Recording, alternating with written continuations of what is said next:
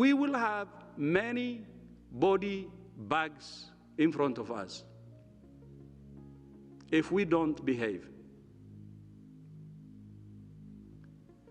When there are cracks at national level and global level, that's when the virus succeeds.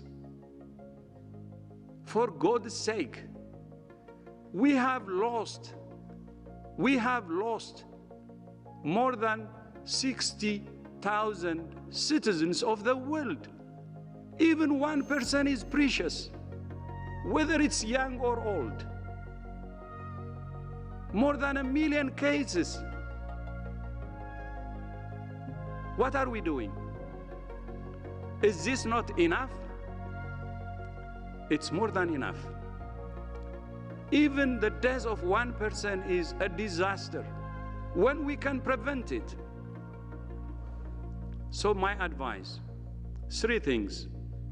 Please, unity at national level.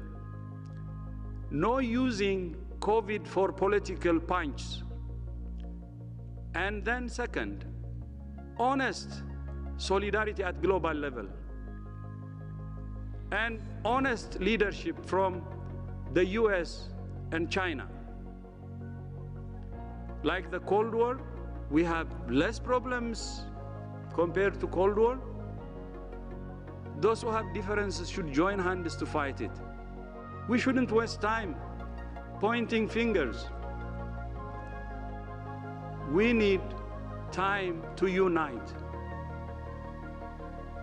And what I'm saying is not in vain. I have seen leaders who are preaching about this, many leaders for the last 3 months. I'm just joining them. And we can make it. Let's unite. African leaders Trump for attack on WHO, back Ethiopia's Tedros. Source, africannews.com. African leaders on Wednesday rallied behind the World Health Organization, WHO, and its Director General, Ethiopia's Tedros Adhanom Ghebreyesus, following an attack on the World Health Body by American President Donald Trump.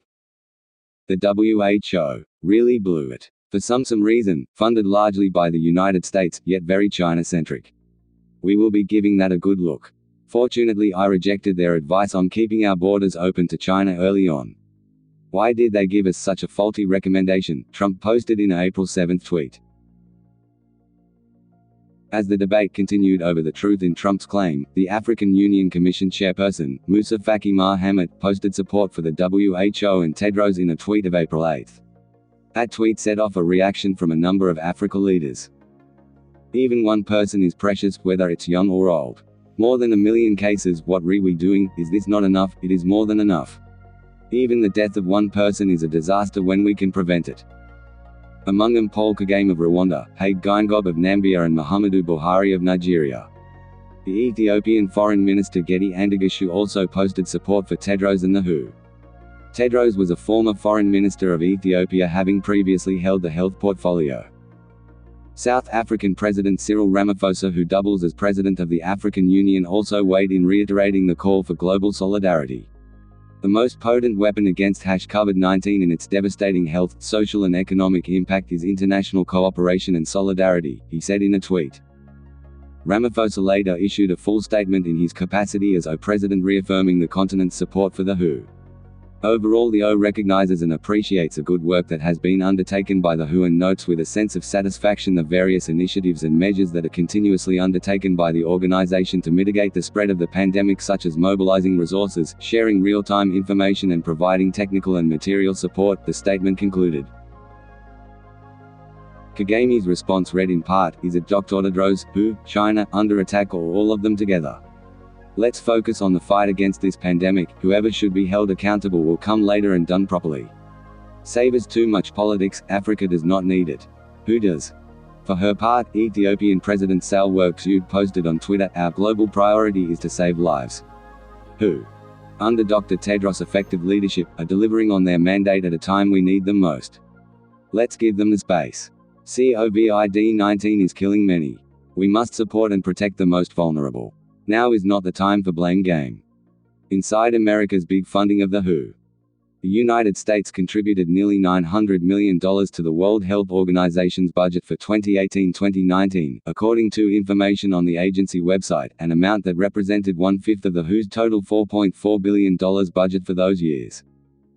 The U.S. gave nearly three-fourths of the funds in specified voluntary contributions and the rest in assessed funding as part of Washington's commitment to UN institutions. A more detailed WHO budget document provided by the U.S. mission in Geneva showed the United States provided $452 million in 2019, including nearly $119 million in assessed funding. In its most recent budget proposal from February, the Trump administration called for slashing the U.S. contribution to the WHO to $57.9 million. At a White House news conference on Tuesday, Trump chided the agency for what he called China-centric leanings and said the WHO had missed the call on the coronavirus pandemic, notably by advising against travel bans to places like China. Trump initially said the U.S. would put a hold on funding for the WHO, and then revised that to say, "We will look at ending funding." Some U.S. lawmakers demanded that Tedros resign in order to ensure U.S. funding for the agency. Tedros talks tough amid funding threat. Asked Wednesday at the WHO's daily briefing in Geneva about the criticism from the U.S., the Director General initially responded by saying he wouldn't answer the question. "I don't think that's necessary," he said. "We shouldn't waste time pointing fingers. We need time to unite. Let's unite. The worst is yet to come if we don't rush to ensure the unity. We will have many body bags in front of us if we don't behave. When there are cracks at national level and global level, that's when the virus succeeds. For God's sake, we have lost more than 60,000 citizens of the world. Even one person is precious, whether it's young or old. More than 1 million cases, what are we doing? Is this not enough? It is more than enough. Even the death of one person is a disaster when we can prevent it. So my advice, 3 things, please: unity at national level. No using COVID for political punches.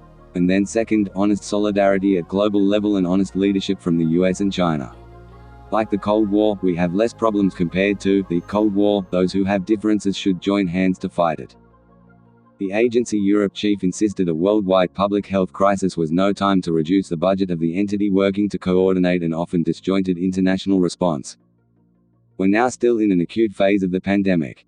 This is not the time to cut back on funding," Dr. Hans Kluge said, ignoring a question about whether European nations could help mop up any funding gaps.